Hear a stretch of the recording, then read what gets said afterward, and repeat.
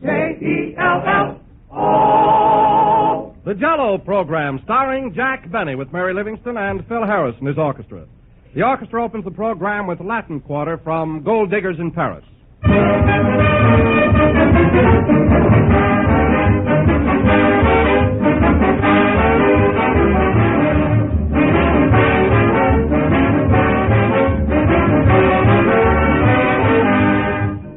The name on the outside of a book doesn't tell you very much about the contents. But the name on the outside of a package of Jell-O tells you a whole lot. It tells you that you're getting one of the most delicious desserts you ever tasted. There's only one Jell-O, and that name is your guarantee that you're getting the real thing. Well, the name Jell-O is a trademark, the property of General Foods. If you hear any other gelatin dessert called Jell-O, you'll know that is incorrect. So whenever you order Jell-O, always order it by name, whether it's from your grocer or in a restaurant. And this is National Restaurant Week, the week of May 2nd to May 8th. So when you're dining out, order Jell-O for dessert. But remember, to enjoy Jell-O's delicious extra-rich fruit flavor, Jell-O's tempting real fruit goodness, be sure to insist by name on the one and only genuine Jell-O.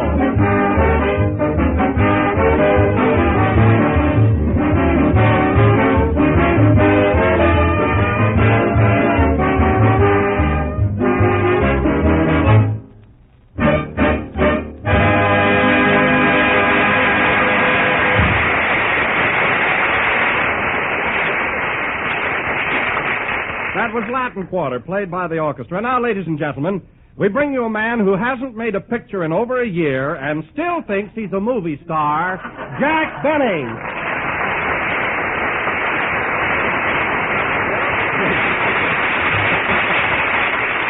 Hello again. This is Jack Benny talking. And, Don, I don't know what brought the subject up, but it might interest you to know that you don't have to make a picture every 5 minutes to be considered a movie star. Well, Jack, I didn't mean that. You know, after all, Adolf Zucker, the head of Paramount, gave me a 4-year contract.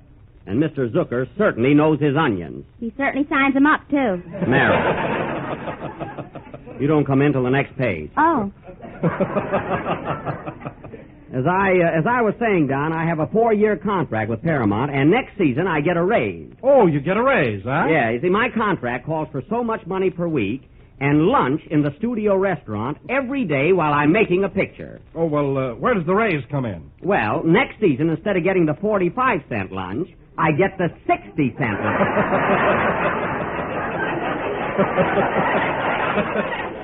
May not sound like much, but believe me, it adds up. But what I can't understand, Jack, is this. As long as you're under contract there, why don't they use you? Now, take George Raft, for instance. He's always busy. George Raft? Yes. Well, they're scared of him. You know, he's a pretty tough kid. Crosby and Fred McMurray, they're always making pictures at Paramount. Sure they are. And you want to know why? Why? They bring apples to Mr. Zucker.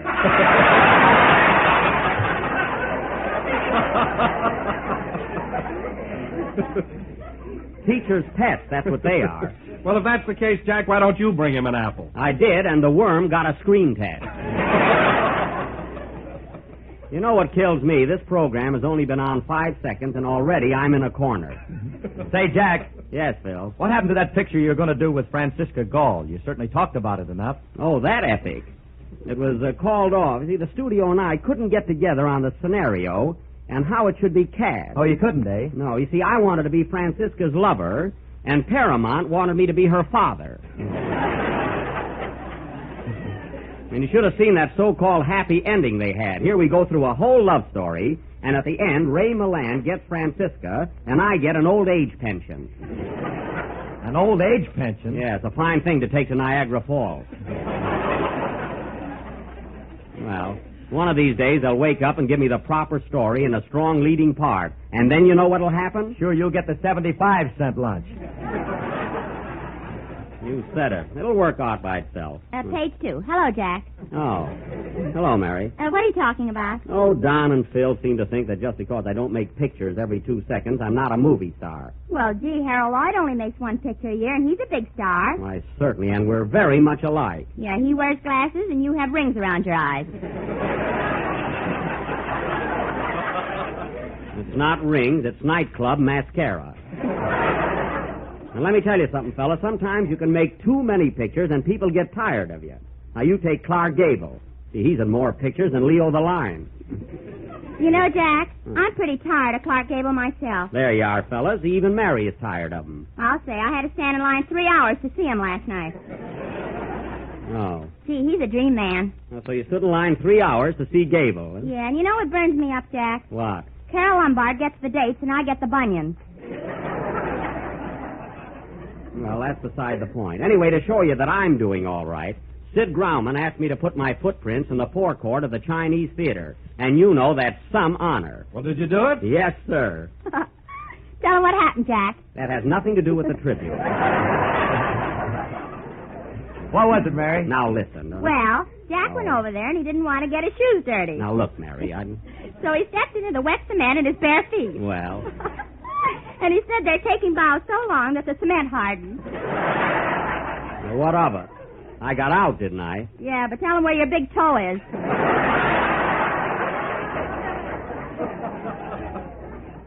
Well, let's drop all this talk about footprints, and I don't want to hear any more about my cinema career. So please, change the subject. Okay, Jack. How about your new house? How's it coming along out there in Beverly Hills? Sick and tired of all this talk about movies. What'd you say, Don? I said, how's your new house coming along in Beverly Hills? Fine. And if you want to know something, I'm starting a new picture for Paramount next week. It's called Artists and Models Abroad, and it's going to be swell. Well, that's changing the subject. I can't help it. I'm too enthused. Say, where's Kenny? Here I am, Jack. Oh, where were you, Kenny? Well, I was just sitting over here in the corner with a book. A book? What is it? It's Einstein's new lowdown on the theory of higher mathematics. Well, say. Were you reading that? No, I was just pressing a flower in it. Now I feel better. I was worried there for a minute. But you know, Kenny, it wouldn't hurt you to read a book like that once in a while. It would improve your mind. Oh, I like Einstein, all right. Yeah. Of course, a lot of his stuff is debatable. Oh, quite. Yeah, but at that, he's a pretty level-headed guy. I'll say he is. Yes, sir. He seems to have both feet on the ceiling. Oh, definitely, you know. And furthermore, now, Jack... look, Kenny, look. Before somebody asks us both who Einstein is, how about doing your song and we'll carry on with the program? Okay. Here, Phil, hold my book. Don't read it now. Don't worry, it's a strain for me to read the funny papers. Yeah. And don't you... And don't you bother reading it either, Kenny. You'd never understand Einstein. He'd have trouble with me, too.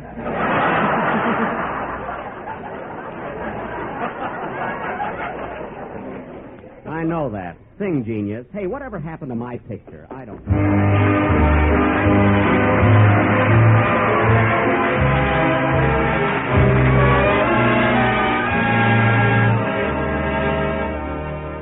Love walked right in and drove the shadows away. Love walked right in and brought my sunniest day. And I had found a world completely new when love walked in with you.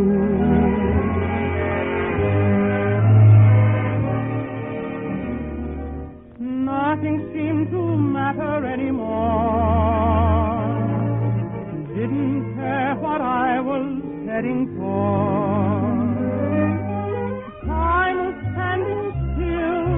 No one counted till there came a knock, knocking at my door. Love walked right in and drove the shadows away. Love walked right in and brought my sunniest magic moment, and my heart seemed to know that love said hello.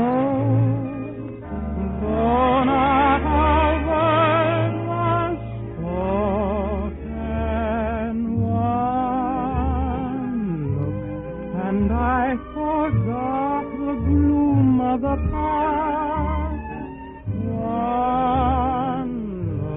and I had found my future at last. Oh, then and there I found a world completely new. When love walked in with you.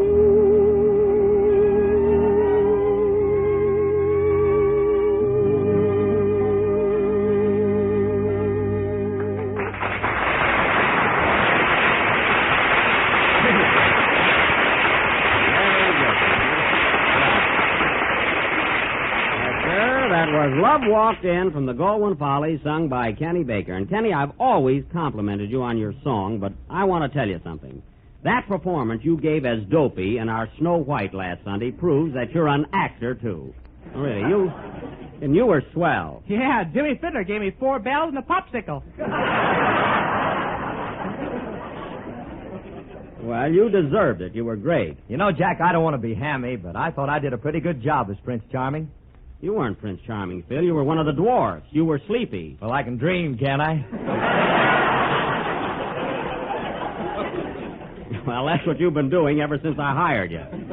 How anybody can sleep in front of such an unlullaby-ish band.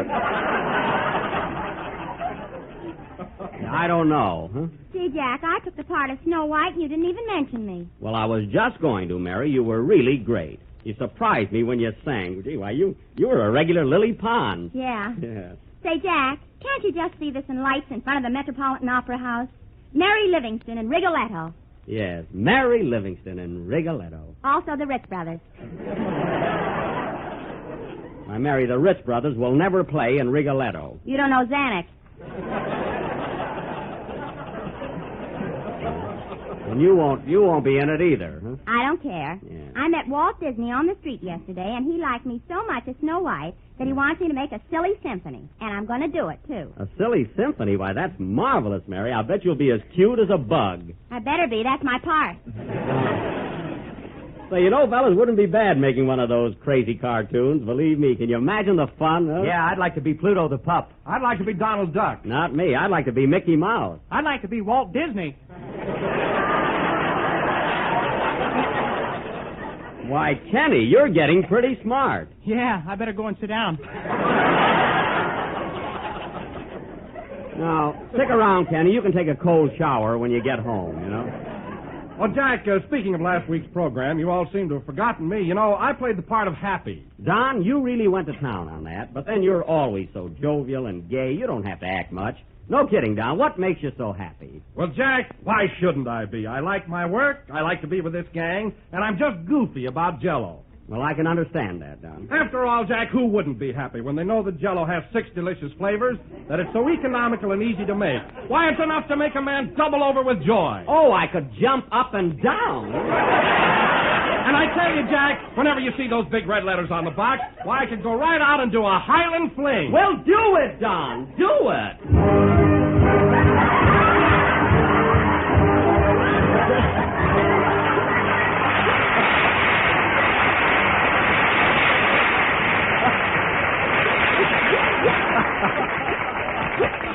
Be careful, Don. You'll rip your kilties.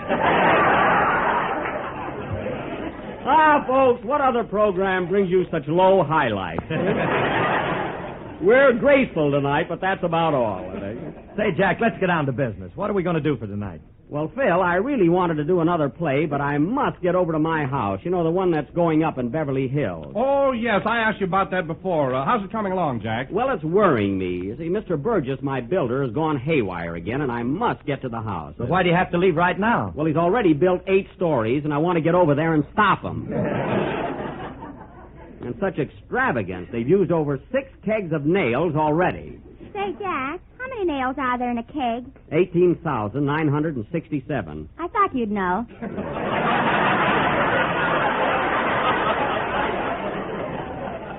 Well, someone's got to keep track of those things. I'm going over there now. Do you want to come along, Mary? Yeah, I'll go with you. Can I come too, Jack? Sure, Kenny. I'm not having enough trouble with Burgess. Say, Don, you and Phil take care of the rest of the show, will you? Okay, Jack. Well, goodbye. Oh, wait a minute, Jack. I won't be seeing you until next week. I'm flying down to Louisville for the Kentucky Derby. Oh, so you're flying down to Louisville. Going to take a plane or use your ears?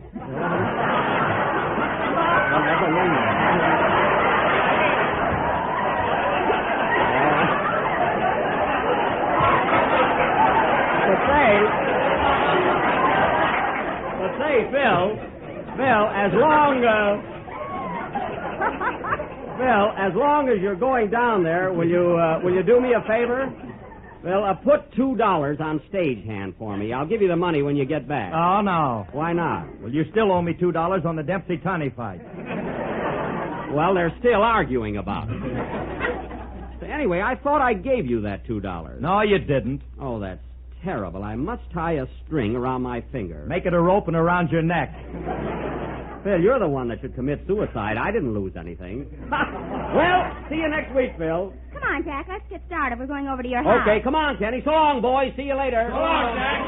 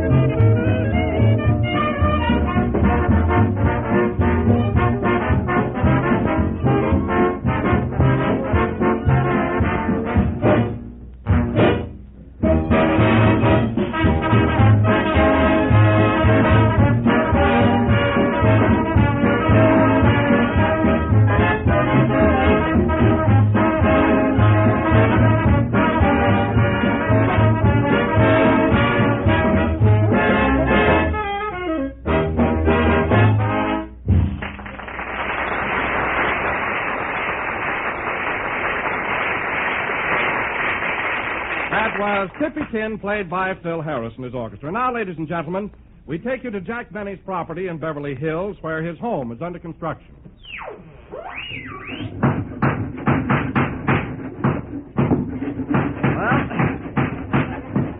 Well, fellas, here we are. There's my house. What do you think of it? Oh, boy, I think it's swell. Of course, it's not finished yet. All those things take time. How do you like it, Mary? It's all right, but what's the idea of all those statues on the roof? Those aren't statues. Hey, you guys, get a move on up there.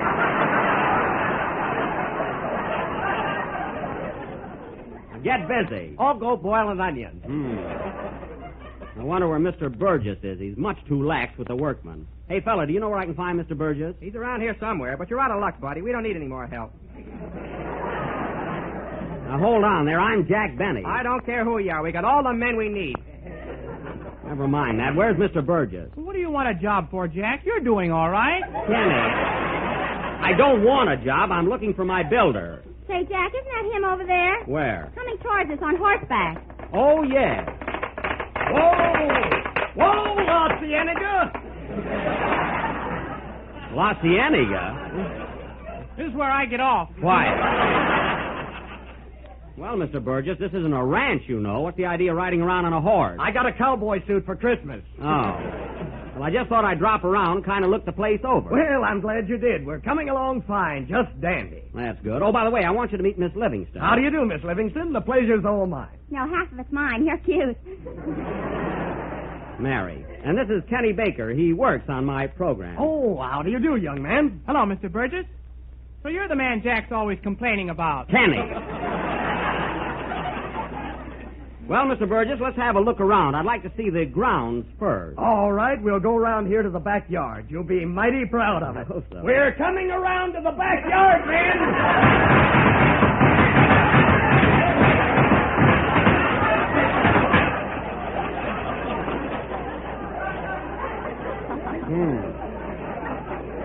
Well, that was a spurt.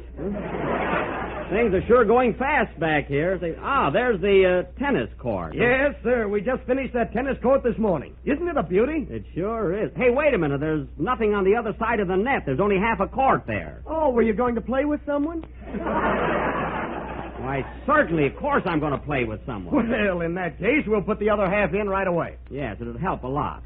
Can you imagine that, Mary? How can I play on half a tennis court? You never hit the ball over the net anyway. I do, too. I'm a regular Donald Fudge. Say, Jack, didn't you say you had a swimming pool over here? Yeah, oh, sure, it's right. Hey, Mr. Burgess, where's the swimming pool? The what? The swimming pool, where is it? Well, now, that's funny. It was here yesterday.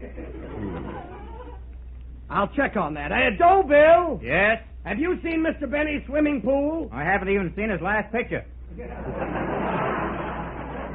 Well, my pool wasn't in it. Isn't that awful, Mary? How can a swimming pool disappear? Don't worry, it'll come home wagging its diving board behind us. Come on, let's go inside the house. Yeah, maybe that's missing, too. I'll be a bit surprised. Come on, Mr. Burgess. I want to see the inside of the house. Okay, this'll give you a real thrill. Yeah. All right, men, we're coming into the house.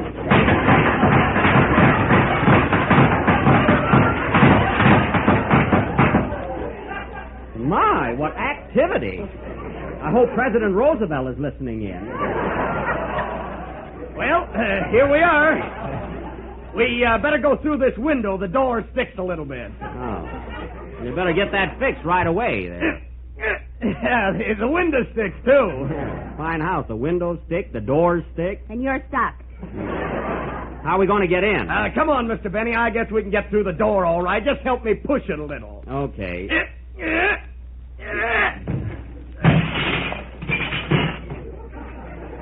It's a fine how do you do. I always have trouble with that darn door. Well, it's certainly very funny here. Oh, Jack, look at that darling little breakfast nook. Isn't it cute? I'm sorry, Miss Livingston. That's the front hall. Front hall? Well, that shouldn't be out here in the back, should it? No, it shouldn't. I ought to get a 0 for that.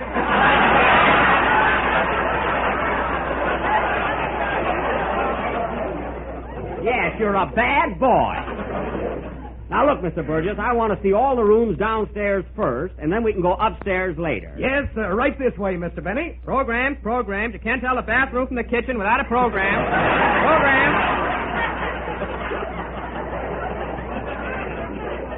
Hey, what's going on here, anyway? This house ought to be put in a straitjacket. You're right. And, oh, Jack, look at that sign over the fireplace. Where? Right there. It says Big Weenie Roast tonight.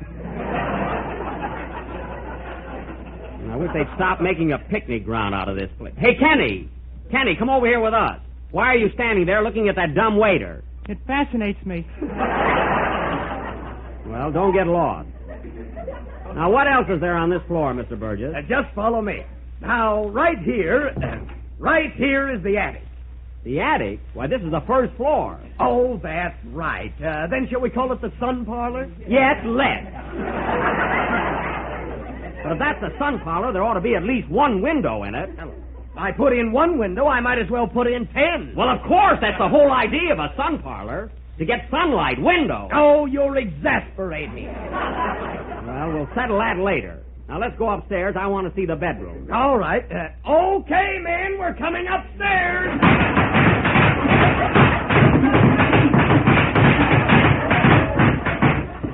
Say, this is a regular beehive, isn't it? Oh, they're practically slaves. Now, follow me upstairs. Come on, kiddies. Last one up is a baked potato. Come on, let's go. Kenny, you lost. You're a baked potato. Okay, put some butter on me.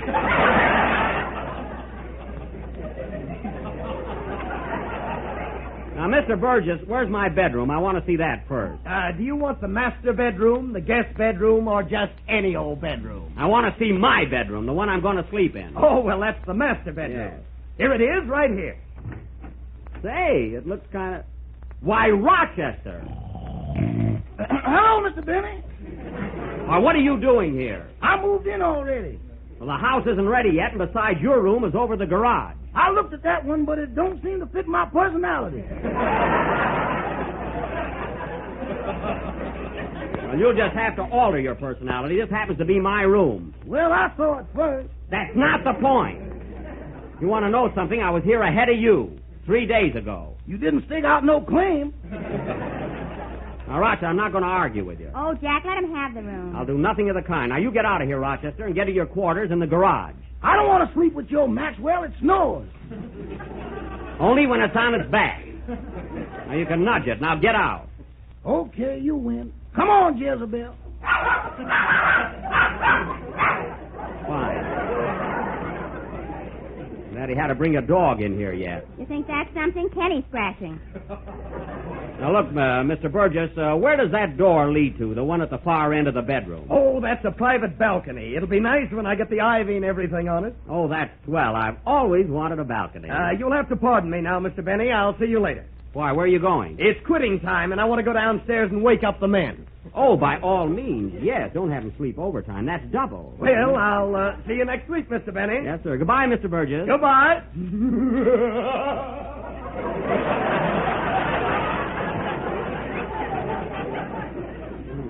That's the silliest laugh I've ever heard. He slid down the banister, too. He did? He's a smart fellow, you know that, Jack? Yeah, Kenny, he's smarter than I am. Where we go now, Jack? Well, I want to go out on that balcony because I know I'll spend a lot of time there taking sun baths and everything. Oh, let's see the rest of the house. Oh, we can do that later. I want to see the balcony. It'll just take a minute. Darn it, this door sticks too. I got it. My, look at that.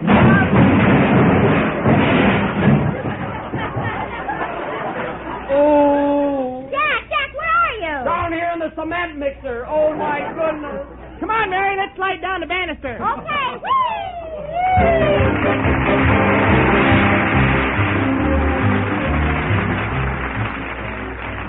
Here's a wonderful new way to make one of your family's favorite desserts.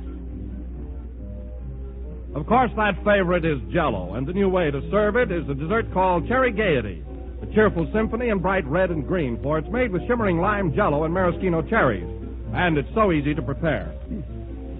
Dissolve 1 package of lime Jell-O in hot water and turn into a shallow pan.